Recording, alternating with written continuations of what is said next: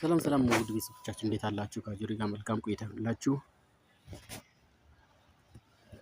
የኪራይ ውል ማሻሻያው ለ2 ዓመት ጸንቶ ይቆያል። 11.5 በመቶ ሆኖ የጸደቀው የአዲስ አበባ የ2019 በጀት ዓመት የቤት ኪራይ ዓመታዊ ጭማሪ ጣሪያ ለ2 ዓመታት የሚቆይ ሲሆን ከዚህ ተመን በላይ በመጨመር በጥብቅ የተከለከለ ነው ሲል የአዲስ አበባ ከተማ ቤቶች ልማትና አስተዳደር ቢሮ አስታውቋል። ከህጋዊ አሰራር ውጭ የሚደረጉ የመንደር ውሎች የተከለከሉ ሲሆን ውል በማያድሱና ህግ በሚተላለፉ አካላት ላይ ቅጣት ይጣላል። የውል እድሳት ጊዜያቸው አልፎ ተከራይም አብረው ኖረው እድሳት ሳይፈጽሙ የተገኙ እስከ 2 ወር ከቆዩ የ1 ወር ቤት ኪራይ፣ 3 ወርና ከዛ በላይ የቆዩ የ2 ወር የቤት ኪራይ ቅጣት ይከፍላሉ። አዲስ ተከራይ አስገብተው ውል ያላደሱና ያላስመዘገቡ የ1 ወር የቤት ኪራይ ይቀጣሉ። በጥቆማ ወይም ክትትል ውል ያላደሱ ወይም ያላስመዘገቡ መሆናቸው ከተረጋገጠ ደግሞ ከ1 እስከ 3 ወር የሚደርስ የኪራይ መጠን ቅጣት እንደሚጣልባቸው ቢሮው አስታውቋል። ቁፋሮ ማካሄድ ተከለከለ። የአዲስ አበባ ከተማ አካባቢ ጥበቃ ባለስልጣን በከተማዋ ክልል ውስጥ የሚካሄደውን የኮንስትራክሽን ማዕድናት ፍለጋ፣ ምርትና ስርጭት ስርዓት ለማስያዝና ለመቆጣጠር የሚያስችል አዲስ መመሪያ አውጥቷል። በመመሪያው መሰረት የህብረተሰቡን ደህንነትና የተፈጥሮ ሀብት ለመጠበቅ የኤሌክትሪክ መሰረተ ልማቶችን ከአደጋ ለመጠበቅ ሲባል ከፍተኛ የኃይል ማስተላለፊያ መስመሮችን በ25 ሜትር ራዲየስ ውስጥ ከመኖሪያ መንደሮችና ከኢንዱስትሪ ፓርኮች በ500 ሜትር ራዲየስ ውስጥ ከወንዝ ዳርቻዎች በ30 ሜትር ራዲየስ ውስጥ ማንኛውም አይነት ቁፋሮ ማካሄድ ሙሉ በሙሉ የተከለከለ ነው። የኮንስትራክሽን ማዕድን ፈቃድ አፈጻጸም መመሪያ ቁጥር 191/2018 በሚል ተግባራዊ እንዲሆን የጸደቀው ይህ መመሪያ ከማዕድን ቁፋሮ ጋር በተያያዘ በከተማው ይታዩ የነበሩ የአሰራር ክፍተቶችን በመድፈን ግልጽና ተጠያቂነት የሰፈነበት ስርዓት ለመዘርጋት ያለመ መሆኑን ከኢትዮጵያ ኤሌክትሪክ ኃይል ያገኘነው መረጃ ያመለክታል።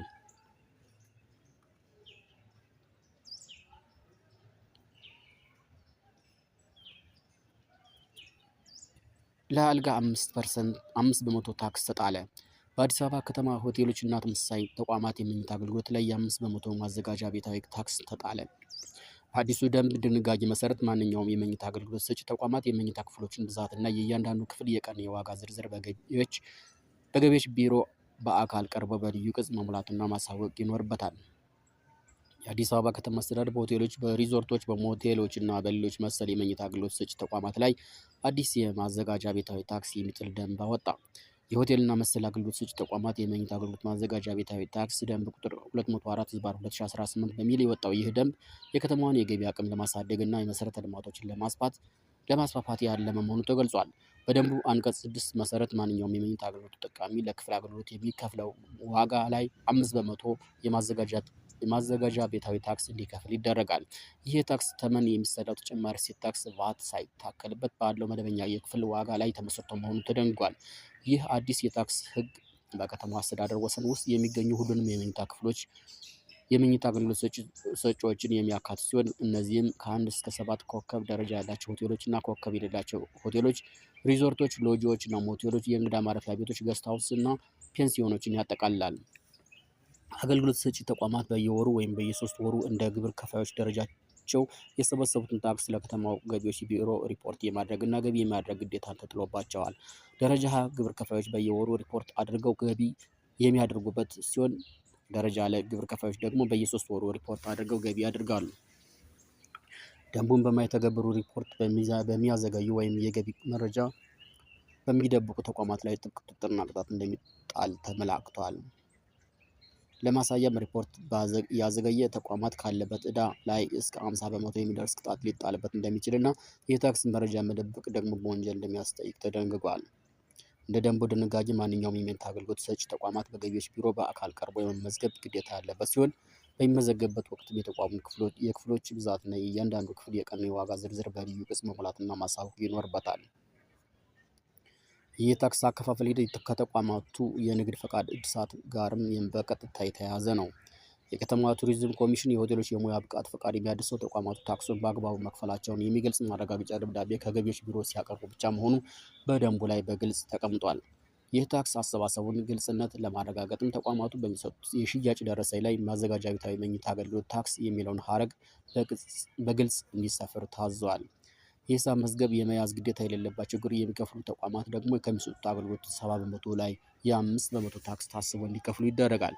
ተጨማሪም ተቋማቱ የሰበሰቡትን የታክስ ገቢ በየወሩ ጠቅልለው ሪፖርት ከማድረጋቸው ባለፈ ሰብስበው ባጠናቀቁ በ30 ቀናት ውስጥ ለዚሁ ተብሎ ወደ ተከፈተ የባንክ ሂሳብ ገቢ የማድረግ ኃላፊነት ተጥሎባቸዋል። አገልግሎት ሰጪ ተቋማትን በታክስ አሰባሰብ እና በአሰራር ሂደት ላይ ቅሬታ ካላቸው በየደረጃው ለሚገኝ የቅሬታ ሰሚ ኮሚቴ የማቅረብ መብት አላቸው። ኮሚቴው ቅሬታውን ተቀብሎ በ15 የስራ ቀናት ውስጥ ውሳኔ መስጠት ያለበት ሲሆን በውሳኔው ቅር የተሰኘ ወገን ውሳኔ በደረሰው በ30 ቀናት ውስጥ ለከተማ አስተዳደሩ የታክስ ይግባኝ ኮሚሽን የአስቤቱታውን ማቅረብ ይችላል። ማንኛውም የሆቴልና መሰል አገልግሎት ሰጪ ተቋማት ከመኝታ አገልግሎት የተገኘ ገቢ ወቅቱን ጠብቆ ሪፖርት አለማሳወቅ ለዘገየበት በየወሩ 5 ከመቶ ክፍያው ከ50 ከመቶ ያልበለጠ ቅጣት እንዲከፍል ይደረጋል። በተጨማሪም የታክስ ገቢውን በወቅቱ ገቢ ያላደረገ ተቋም በወቅታዊ የባንክ ብድር ወለድ ተመን መሰረት ወለድና በወለዱ ላይ ተጨማሪ 15 ከመቶ ቅጣት እንዲከፍል ይደረጋል። አዲስ አበባ የቱሪስት መዳረሻነቷ እየጨመረ መምጣቱን ተከትሎ ከዘርፉ የሚገኘውን ገቢ ለከተማዋ የልማት ስራዎች ለማዋል ታስቦ የወጣ መሆኑን የመግቢያው ክፍል ያስረዳል። ይህም የከተማዋን የገቢ መሰረት በማስፋት የንግድ እንቅስቃሴውን ለከተማ እድገት የሚኖረውን ድርሻ ከፍ ያደርጋል ተብሏል። ይህ ደንብ በአዲስ አበባ ከተማ ከንቲባ አዳነች አቤቤ ተፈርሞ የወጣ ሲሆን ከሰኔ 12 ቀን 2018 ዓ.ም ጀምሮ የጸና ሆኗል።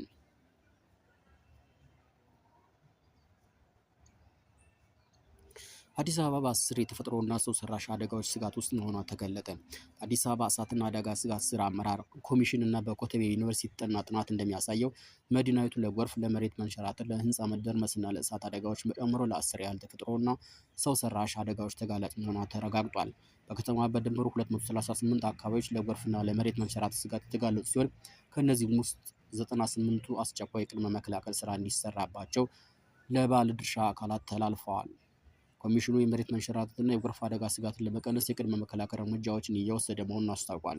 ከዚሁ ጋር ተያይዞ በከተማ በቅርቡ በተከናወኑ የኮሪደር ልማት ስራዎች ወቅት ሳይታዩ የታለፉ ወይም የተዘጉ የጎርፍ መውረጃዎች ካሉ ክረምቱ ከመግባቱ በፊት በፍጥነት ተለይተው ምላሽ እንዲያገኙ ማሳሰቢያ ተሰጥቷል። መጪውን የክረምት ወቅት ተከትሎ በከተማ ጎርፍ ቢያጋጥም ክፍለ ከተሞች ሙሉ ተጠያቂ እንደሚሆኑ የከተማ አስተዳደሩ ያስጠነቀቀ ሲሆን የአዲስ አበባ እሳትና አደጋ ስጋት ስራ አመራር ኮሚሽንም የ2018 በጀት ዓመት የስራ አፈጻጸም ሪፖርቱን ትናንት ባደረገው ስብሰባ ላይ ይፋ አድርጓል።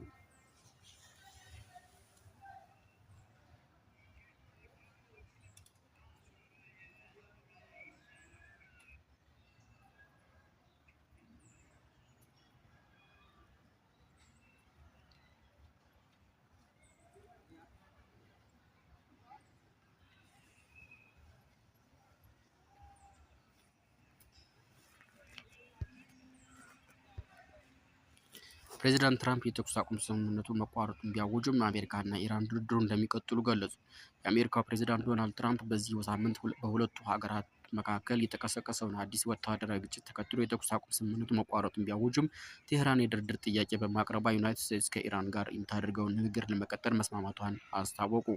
ፕሬዚዳንት ትራምፕ ባለፈው አርብ ትሩዝ ሶሻል በተሰኘው ማህበራዊ ገጻቸው ላይ ባሰፈሩት መግለጫ የኢራን ሰላማዊ ሪፐብሊክ ከንግግሩ እንድንቀጥል ጠይቃናለች፣ እኛም በዚህ ተስማምተናል፣ ነገር ግን ዩናይትድ ስቴትስ የተኩስ አቁም ስምምነቱ መቋረጡን በግልጽ አስታውቃለች ብለዋል።